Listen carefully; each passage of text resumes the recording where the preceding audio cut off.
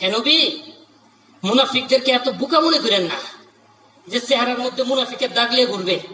ও এত চালাক, এত চতুর, এত ধুরন্ধর, আপনি নবীও কোনটা সাহাবী আর কোনটা মুনাফিক আলাদা করতে পারবেন না।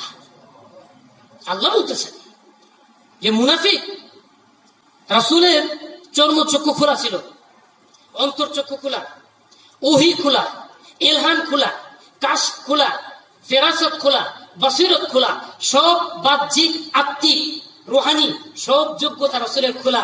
তারপরেও আল্লাহ বলতেছেন, হে নবী, সব যোগ্যতা দিয়েও উম্মতের মধ্যে মুমিন আর মুনাফিক আলাদা করতে পারবেন না। কারণ মুনাফিকরা এত চতুর হয়, উম্মতের মধ্যে এমন ভাবে মিশে থাকে। নাহনু না'লামুহুম, তবে আমি আল্লাহ প্রত্যেকটা মুনাফিককে চিনি। সানুআযিবুহুম মাররাতাইন, এই মুনাফিকদেরকে ডাবল শাস্তি দিব। এক নম্বর শাস্তি যেটা আখিরাতে হবে সেটা কি? ইন্নাল মুনাফিকিনা ফিদ দারকিল আসফালি মিনান নার, মুনাফিককে জাহান্নামের সবচেয়ে নিম্নতর স্তরে আমি শাস্তি দিব। আর দুনিয়াতে মুনাফিকের আরেক শাস্তি হবে, সেটা কি? এত বছর মনে করলাম কত বড় বুজুর্গ, মুরব্বী, আল্লাহওয়ালা, হুজুর, পীর সাহেব, সবকিছু ভাবলাম, যখন চেহারাটা পরিষ্কার হয়ে যাবে এটা তো মুনাফিক, তো মানুষ দেখে দেবো, ওহো এদের আগে কত ভালো মনে করতাম, কিন্তু আসলে কত বড় মুনাফিক দেখবে আর লজ্জা দিবে।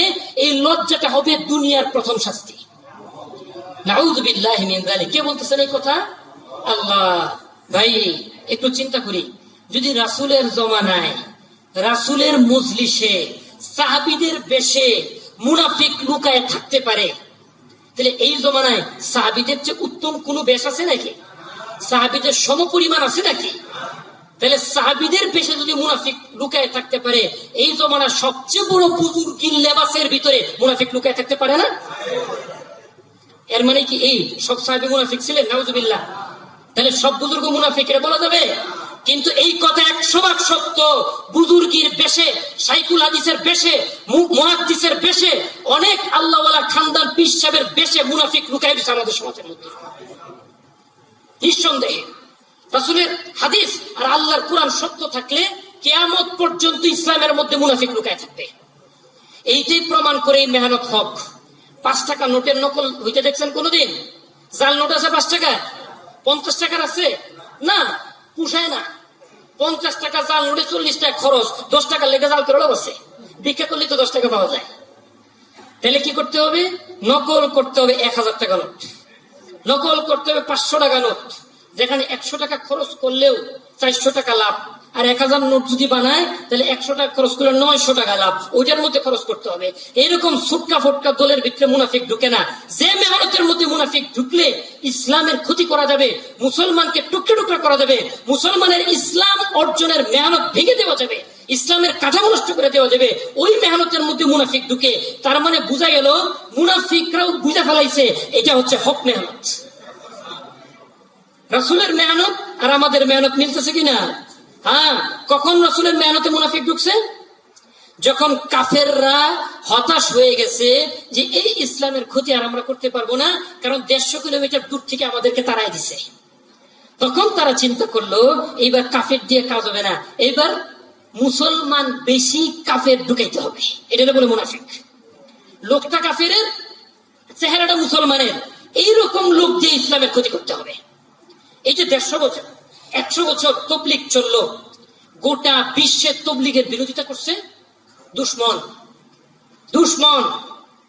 কিন্তু দুশ্মন বুঝা ফেলাইছে তবলিগ গোটা বিশ্ব এমন ভাবে কভার করে নিছে, এমন ভাবে ক্যাপচার করে নিছে।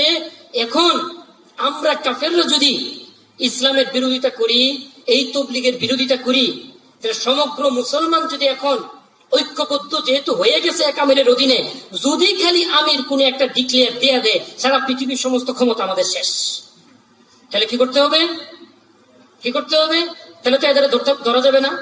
ধরলে মারলে গোটা বিশ্ব এক হয়ে গেছে, এখন সবাই মিলে এখন আমাদের বিরুদ্ধে এক হয়ে যাবে। তাহলে কি করতে হবে? আমরা কিছু করব না, আমরা আমাদের লোক দাড়ি টুপি লাগাই দিয়া মুসলমানদের মধ্যে ঢুকাই দিব, ওরা আমাদের কাজ কইরা মুসলমানদেরকে টুকরা টুকরা করে দিবে।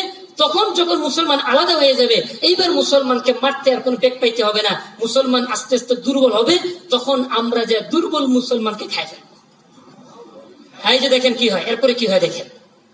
রাসূল সাল্লাল্লাহু আলাইহি ওয়াসাল্লাম বুঝে ফেললেন, আচ্ছা তাহলে আমার চতুর্পাশে মুনাফিক। ঠিক আছে, হজম করলেন। কিন্তু এখন তো পরীক্ষা, আর পরীক্ষার পরে প্রমোশন পরিবেশন হয়, তাই না? বছরের পরে একটা বার্ষিক পরীক্ষা হয়। পরীক্ষা যারা টিকে তারা এর উপরের ক্লাসে উঠে, যারা ফেল হয় তারা ওই ক্লাসে থেকে থাকে। তাহলে প্রমোশন ডিমোশন তো পরীক্ষার উপরে নির্ভর করে। এখন সামনে তো বদরের যুদ্ধ, অনেক বড় পরীক্ষা। এখন যদি মুনাফিক মুসলমানের সাথে লাইগা থাকে, মুসলমান জিতে গেলে তো মুনাফিকও জিতে যাবে। আল্লাহ হিকমত খাটাইতেছেন না, না, খুব বেশি সময় মুমিন মুনাফিক একত্রে থাকতে পারবে না। সূরা আলী ইমরানের মধ্যে আল্লাহ বলতেছেন, মা কান আল্লাহ লিয়াযরাল মুমিনিনা আলা মা আনতুম আলাইহি হাত্তা ইয়ামিজাল খাবিথা মিনাত তাইয়্যিব। তোমরা মুমিন মুনাফিক যেভাবে একাকার হয়ে চলতেছো, খুব বেশি দিন এইভাবে চলতে পারবে না। অতি সত্বর আল্লাহ হক আর বাতিলের মধ্যে পার্থক্য তৈরি করে দিবেন। রাসূল তাহলে বুঝে ফেললেন যে কোনো মুহূর্তে পার্থক্যের পরোয়ানা চলে আসবে। আল্লাহ সুবহানাহু ওয়া তাআলা এবার একটা হিকমত খাটাইলেন। রাসূলকে বললেন, আপনি রায় নেন, আমরা মদিনার ভিতরে থেকে যুদ্ধ করব না বাইরে যেয়ে যুদ্ধ করব? কথা বলছেন? এবার মুনাফিকরা রায় দিতেছে মদিনার ভিতরে থেকে যুদ্ধ করলেই ভালো। কেন এই রায়টা দিছে? কারণ মদিনার ভিতরে ঘর বাড়ি ক্ষেত খামার গাছপালা বহুত কিছু আছে। যুদ্ধ যখন চলবে তো গাছের পিছনে, ঘরের দেয়ালের পিছনে, ক্ষেতের আইলে লুকায় তো আত্মরক্ষা করা যাবে। যুদ্ধের সময় লুকায় থাকবো, গনিমতের সামনের কাছে এসে খারামু, তোরা আমাদের গনিমত দিয়ে দিবে, মাঝখান থেকে যুদ্ধ করা লাগলো না। কিন্তু যদি ময়দানে যে যুদ্ধ করা লাগে তাহলে কি হবে? একটা তীর যদি লাগে আর তীরটা যদি জায়গা মতো লাগে তাহলে তো জীবন শেষ। আমরা তো জীবন দিতে আসি নাই, আমরা তো মুসলমানের মধ্যে গিরিঙ্গি বাজাইতে আসছি। কারণ বাইরে গেলে তো জীবনের প্রশ্ন, আমরা তো মরতে আসি নাই, অতএব মরা যাবে না, বাহিরে যে যুদ্ধ করা যাবে না, মদিনার ভিতরে থেকে যুদ্ধ করতে হবে। রাসূল আল্লাহর উপরে ভরসা করে এবার ফয়সালা দিয়ে দিলেন, না, আমরা যুদ্ধ করব মদিনার বাহিরে গিয়া। এখন তো মুনাফিকদের কলবের মধ্যে কুলু আল্লাহ শুরু হয়ে গেছে। এখন কি করা যায়? তারা তৎক্ষণাৎ মাশওয়ারা করছে। তারা বলছে, দেখো সবাই তো জজবার উপরে রাজি হয়ে গেছে, এক কাজ করো, যখন মুসলমান রওনা হয়ে যাবে উহুদের প্রান্তরে, তখন সামনে থাকবে মৃত্যু, পিছনে থাকবে জীবন। অর্থাৎ পলায় গেলে বেঁচে যাবা আর সামনে গেলে মরে যাবা। তখন যদি তুমি মুসলমানদেরকে এই জিনিসটা বুঝাইতে পারো, হয়তো মুসলমান ফেরত আসবে, এই যুদ্ধে লিপ্ত হবে না। তারা রাজি হইল, রওনা হয়ে গেল। উহুদের প্রান্তরে সাহাবায়ে কেরাম তাকবীর দিয়া জজবার সহিত আগায় যাচ্ছেন। আর মুনাফিকরা তো ভয় পেয়ে গেছে, হাই হায়, এদের তো মৃত্যুর কোনো ভয় নেই, যেমনি আগায় যেতেছে এরা তো কখনোই পিছু উঠবে না। তাহলে কি করা যায়?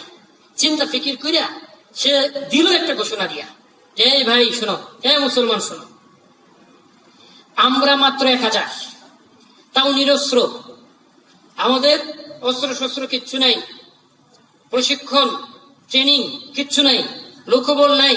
পক্ষান্তরে আমাদের বিরুদ্ধে যারা আছে তারা 3000, তারা হাবশার যোদ্ধাদেরকে ভাড়া করে নিয়ে আসছে, বনু কিনানার তীরন্দাজদেরকে ভাড়া করে নিয়ে আসছে। এদের বিরুদ্ধে আমাদের মতো দুর্বল 1000 যুদ্ধে লিপ্ত হওয়া মানে নিজেকে আত্মহত্যায় পেশ করা। আত্মহত্যা জায়েজ নাই, তাই আমি নিজেকে আত্মহত্যায় পেশ করতে পারলাম না, আমি মদিনাতে ফেরত যাচ্ছি। আমার সাথে যারা একমত আছো তারা আমার সাথে মদিনাতে ফেরত চলো। এই কথা যখন রাসূলের মজমার মধ্যে বলতেছেন, রাসূল কিন্তু চুপ। রাসূল বুঝে ফেলাইছেন এই যে আল্লাহ এখন হক আর বাতিলের মধ্যে পার্থক্য করে দিবে। রাসূল চুপ করে বসে রয়েছেন।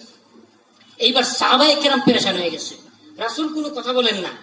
আবার এদিক দিয়ে ইনি যে কথাটা বলছেন, অনেক বড় মুরব্বী, অনেক বড় মুসলিম পাওয়ারফুল লিডার, সে যে কথাটা বলছে কথার মধ্যে তো যুক্তি আছে। কারণ আমরা কি লিডারের মুরব্বীর কথা শুনবো নাকি আমিরের কথা শুনবো? আরে ভাই, এটা তো আপনি কইতেছেন। সাহাবায়ে কেরাম দ্বন্দ্বে পড়ে গেছে, মুরব্বীর কথার মধ্যে তো যুক্তি আছে, মুরব্বীর কথা শুনবো নাকি আমিরের কথা শুনবো, চিন্তা করে গেছেন। সাথে সাথে আল্লাহ সুবহানাহু ওয়া তাআলা সাহাবায়ে কেরামের কলবকে জমাই দিয়েছেন। আরে যত বড় মুরব্বী হোক, নবীর সামনে কোন নবী মুরব্বীগিরি চলে নাকি? আমরা নবীর সাথে আছি। এই কথা বইলা 700 সাহাবী রাসূল সাল্লাল্লাহু আলাইহি ওয়াসাল্লামের পক্ষে চলে আসলেন। আর 1000-এর মধ্যে 700 বাদ দিলে কতজন থাকে? এই 300 ওই মুরব্বীর সাথে আলাদা হয়ে মদিনাতে ফেরত গেলেন।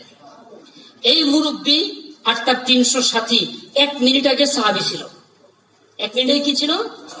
যেই রাসূলের কাফেলার থেকে আলাদা হয়ে গেছে বিদ্রোহ কইরা, এইবার সাহাবীর কাতারে তাদের নাম নাই, সাহাবীর খাতায় তাদের নাম নাই, তাদের নাম মুনাফিকের খাতায় রেজিস্টার্ড হয়ে গেল।